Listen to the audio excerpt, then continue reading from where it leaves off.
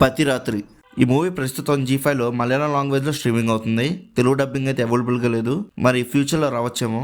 ఇంకా ఈ మూవీ అయితే యావరేజ్గా అనిపించింది. ఎందుకని డీటెయిలింగ్గా ఈ వీడియోలో మాట్లాడుకుందాం. ఎక్కడా స్కిప్ చేయకుండా లాస్ట్ వరకు చూడండి. ఇంకా ఆ మూవీలో స్టోరీ గురించి మాట్లాడుకుంటే, అనకారే అనే ఊర్లో SI Jhansi and constable Harish ఒకరోజు నైట్ టైం 11 PM టైంలో ఫారెస్ట్ సైడ్ పెట్రోలింగ్ చేస్తూ ఉన్నప్పుడు ఒక అన్యూజువల్ థింగ్ జరుగుతుంది.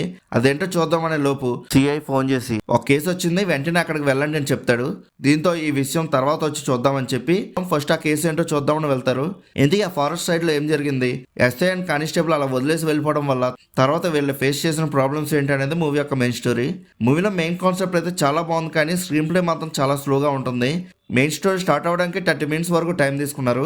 అప్పటి వరకు క్యారెక్టర్స్ని బిల్డ్ చేయడానికే సరిపోయింది.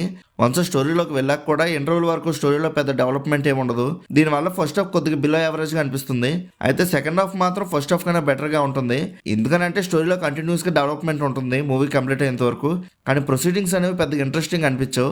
ఫస్ట్ హాఫ్లోనే సెకండ్ హాఫ్ కూడా చాలా లాగ్ అనిపిస్తుంది. పోలీస్ ఇన్వెస్టిగేషన్ సీన్స్ కూడా అంత గ్రిప్పింగ్గా లేవు. కొన్నిసార్లు మూవీ బోర్ కొట్టేస్తుంది కూడా. బట్ లాస్ట్ 15 minutes మాత్రం మంచి ఇంట్రెస్టింగ్గా బాగా రాసుకున్నారు. క్లైమాక్స్ అయితే ప్రిడిక్టబుల్గానే ఉన్నా మొత్తం సినిమాతో పోల్చుకుంటే పర్లేదు, బాగానే అనిపించింది. ఇంకా క్యారెక్టర్స్ పెర్ఫార్మెన్సెస్ గురించి మాట్లాడుకుంటే అందరూ చాలా బాగా చేశారు. బీజిఎమ్స్ అయితే చాలా బాగున్నాయి, బాగా ఎలివేట్ చేశారు సీన్స్ని.